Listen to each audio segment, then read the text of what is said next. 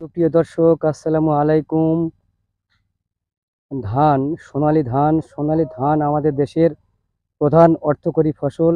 যে ধান চাষ করলে আমরা খেতে পাই, আর কৃষকের ঘামে কিন্তু এই সুন্দর সুন্দর ফসল উৎপাদিত হয়ে থাকে। তবে দর্শক, এই সেই ধান, যে ধান এখানে, যে জমিতে ধান চাষ করা হয়েছে, অবশ্যই মিনিমাম এখানে 20 থেকে 25 মণ ধান আমরা পেয়ে যাব। তবে দর্শক, এই ধান খুবই সুন্দর এবং চিকন। এই ধানের চাল খেতে খুব মজা লাগে।